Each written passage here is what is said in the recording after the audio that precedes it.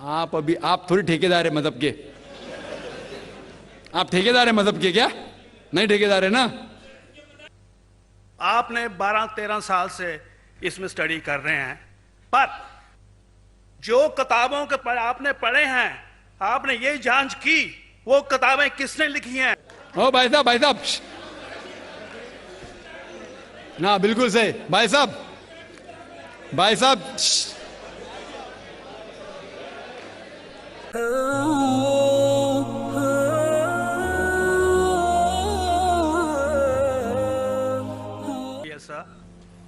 Doctor साहब, मेरे parents Hindu थे, पर मैं अपने को हिंदू नहीं मानता हूं, मैं अपने को इंसानियत मानता हूं, इंसान मानता हूं।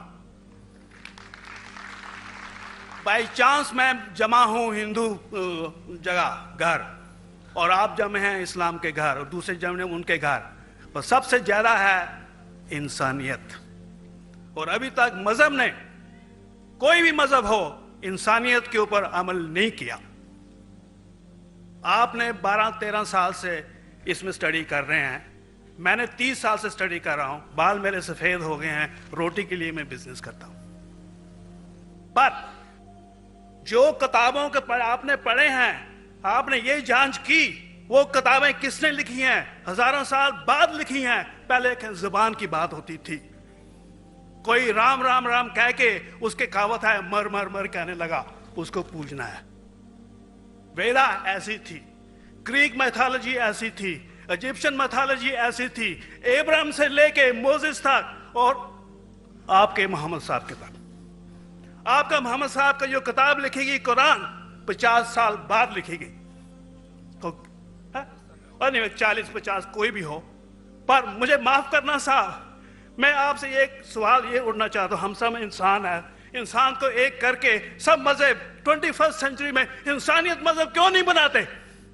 जो आप ठहर, मैंने अभी खत्म नहीं किया जनाब, मैंने हमने खत्म नहीं किया।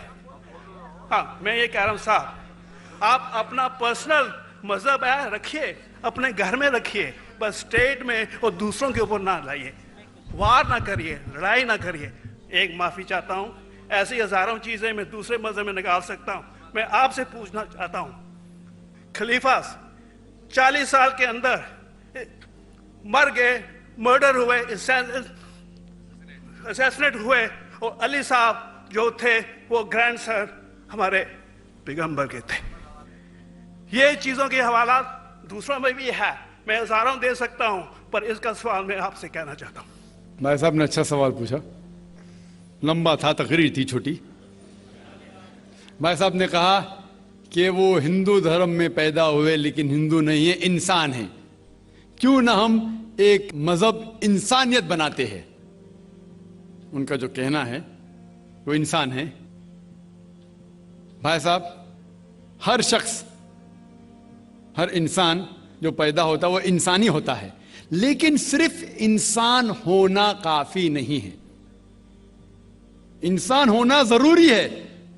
हर मुसलमान पहले इंसान होना जरूरी है उसे। इस्लाम की सारे बातें, एक भी बातें मैंने कहा मैं तकरीर में, इंसानियत के खिलाफ नहीं है। एक भी बातें मैं चैलेंज करता हूं, आप एक भी बात इस्लाम की बुनियादी बात बताओ जो इंसानियत के खिलाफ है। मुसलमान होने के लिए अच्छा इंसान होना जरूरी है। अगर आप अच्छे इंसान नहीं हैं तो मुसलमान हो ही नहीं सकते। लेकिन सिर्फ अच्छा इंसान होना काफी नहीं है। मिसाल के तौर पे डॉक्टर बनने के लिए 10वीं पास करना जरूरी है, फिर 12वीं, फिर डॉक्टरी। तो मैं कहूंगा डॉक्टर बनने के लिए स्कूल पास करना जरूरी है, लेकिन स्कूल पास करना काफी नहीं है। तो इस्लाम में अच्छा मुसलमान बनने के लिए अच्छा इंसान बनना जरूरी है, लेकिन सिर्फ अच्छा इंसान बनना काफी नहीं है। समझ रहे? क्यों? क्योंकि इंसान को जिसने पैदा किया उसकी इबादत करना जरूरी है। जिसने आपको पैदा किया, जिसने आपको पैदा किया, उसकी अगर आप इबादत नहीं करेंगे तो इंसानियत के नाम पे कलंक है। आप कहते हैं कि मजहब, जितने मजहब है सब भेदभाव पैदा करता है, नफरत पैदा करता है। आपने कहा, शंकराचार्य ने बिल्कुल सही कहा। शंकराचार्य ने कहा कि कोई भी मजहब नहीं सिखाता कि आपस में भेदभाव करना। उनकी भी स्टडी है, मेरी भी स्टडी, आपकी भी स्टडी है। आपने कहा कि मैंने 10-12 साल किया, आपने 30 साल किए। अगर आप 30 साल किए उसका मतलब नहीं कि आप मुझसे अच्छे हैं, जरूरी नहीं। नहीं, मैंने नहीं कहा कि आपने कहा, मैंने ये भी नहीं कहा कि आपने कहा। मैंने कब कहा कि आपने कहा? मैं कह रहा हूं, मैंने कब कहा कि आपने कहा? मैं कह रहा हूं क्योंकि आपने कहा कि अब 30 साल की स्टडी की। मैं हिंदू मजहब पे भी चंद साल के, अल्हम्दुलिल्लाह सुम्मा अल्हम्दुलिल्लाह, कई शंकराचार्य से बात की, कई स्वामी जी से बात की, कई प्रीस्ट और फादर से अमेरिका में की। मैं तो अभी तक जवान हूं माशाअल्लाह, अल्लाह का फजल है, अल्लाह का फजल है। आपने कहा कि मजहब भेदभाव करता है, यह कहना बिल्कुल गलत है। मजहब भेदभाव नहीं करता। जो मजहब के मानने वाले हैं वो मजहब को सही तरीके से नहीं समझते हैं, इसीलिए भेदभाव पैदा करते हैं, और अलग बात है। गलती है मजहब के मानने वाले की, मजहब की नहीं। ये कह रहे हैं कि मजहब की, मिसाल के तौर पे एक मर्सिडीज कार है, मर्सिडीज कार है, मुझे ये जानना है कि मर्सिडीज कार कितनी अच्छी है। तो एक ड्राइवर मर्सिडीज कार चलाते जो ड्राइविंग जानते ही नहीं और मर्सिडीज कार को ठोक देते, तो किसकी गलती है, मर्सिडीज गाड़ी की कि ड्राइवर की? अगर आपको जानना है मर्सिडीज का कितनी अच्छी है तो आपको यह देखना चाहिए स्पेसिफिकेशन, उसका पावर कितना है, हॉर्स पावर कितना है, माइलेज कितना है, सेफ्टी मेजर कितना है। उसकी तहकीक करने के बाद आपको कहना चाहिए कि कितनी अच्छी मर्सिडीज कार है। अगर जानना चाहिए कितनी अच्छी है तो उसको बिठाओ जो ड्राइविंग जानता है। तो इसीलिए इस्लाम को जानने के लिए मुसलमानों को मत देखो, अगर देखना है तो मोहम्मद सल्लल्लाहु अलैहि वसल्लम को देखो। आप मुझे मत देखो, मुझे मत देखो, हमारे आज के मुसलमान को मत देखो। देखो जो सबसे अच्छा ड्राइवर है, सबसे अच्छा इस्लाम को समझ चुका है, वो मोहम्मद सल्लल्लाहु अलैहि वसल्लम है। उनको देख के इस्लाम की तहकीक करो, और तहकीक करने के लिए आपको इस्लाम की किताब पे जाना पड़ेगा। और आपने जो कहा आखिर के अंदर कि सारी मजहब किताब बाद में लिखी गई, पहला कहना था, आप काफी हद तक के सही है, आप काफी हद तक के सही है कि आप बिल्कुल सही फरमाते, लेकिन यह कहना कि सारी मजहब की किताब, उसमें गलती है।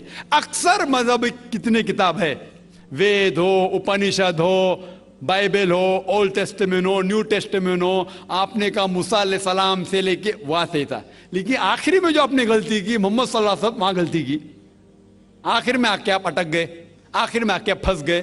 आपने शायद इस्लाम का मुताला सही तरीके से नहीं किया होगा, आपने शायद अरुण शुरू की किताब पढ़ी होगी। अगर आप कोई मजहब का मुताला करना चाहते हैं तो जो मजहब को समझ चुका है उसकी किताब पढ़ो। आप अगर अरुण शुरू की किताब पढ़ेंगे और इस्लाम के मुताला करा कहेंगे, ये किधर का सही फैसला है? मैं कहता हूं अरुण शुरू जैसे लोग की पढ़ी होंगी, क्योंकि जब भी कुरान नाजिल हुआ, जब भी कुरान की आयत नाजिल होती थी, मोहम्मद सल्लल्लाहु अलैहि वसल्लम अनपढ़ थे। जब भी कोई आयत नाजिल होती थी वो उसे याद करते थे और अपने साथियों सहाबा से उसकी तिलावत करते थे, और सहाबा फौरन उसे लिख लेते थे।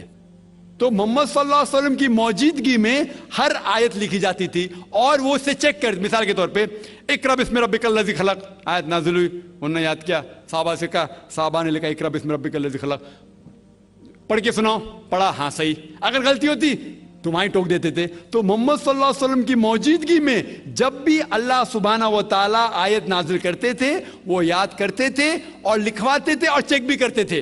सारा कुरान मजीद मोहम्मद सल्लल्लाहु अलैहि वसल्लम की मौजूदगी में लिखा गया। आप जो कह रहे हो हजरत उस्मान का जिक्र कर रहे, वही तो अफसोस की बात है, आपने सही मुताला किया ही नहीं।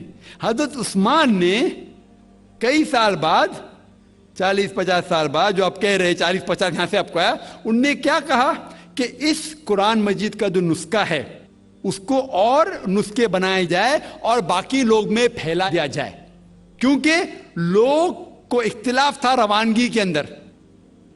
तो उसको दूर करने के लिए हजरत उस्मान रज़ियल्लाहु अन्हु उनने कहा कि जो नुस्खा मोहम्मद सल्लल्लाहु अलैहि वसल्लम की मौजूदगी में था, उनने अपनी बीवी को दिया था हफ्सा को, और जो हजरत उमर की बेटी थी उनके पास महफूज था, उनने लिया और सहाबा 5-6 साहबा जो जैद बिन थाबित रज़ियल्लाहु अन्हु, उनकी सदारत में उसकी नकल की, और ये नकल हुए नुस्खे को दुनिया के अलग अलग जगह पे फैलाइए। और एक नुस्खा अब भी मौजूद है कोप्टा की म्यूजियम में, कोप्टा की म्यूजियम इस्तांबुल में।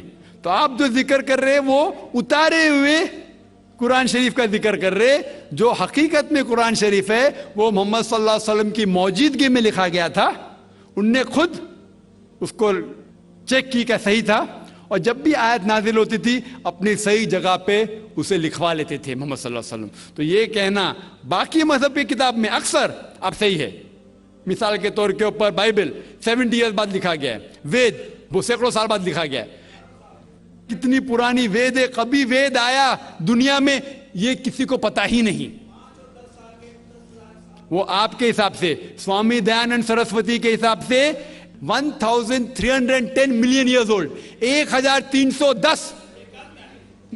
आप थोड़ी ठेकेदार है मजहब के, आप ठेकेदार है मजहब के क्या? नहीं ठेकेदार है ना।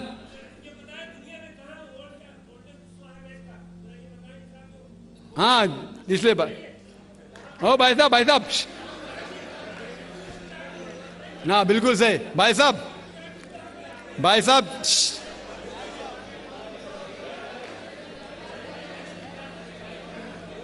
साहब, इसीलिए इख्तिलाफ जो है ये कम इल्मी के वजह से।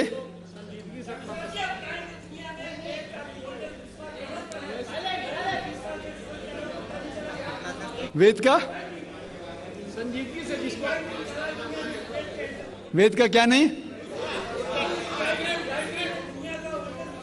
सब लोग चुप हो जाए, नहीं आवाज। भाई साहब ने कहा कि दुनिया का सबसे ओल्डेस्ट स्क्रिप्ट वेद है, वो कुछ हिस्टोरियंस कहते हैं।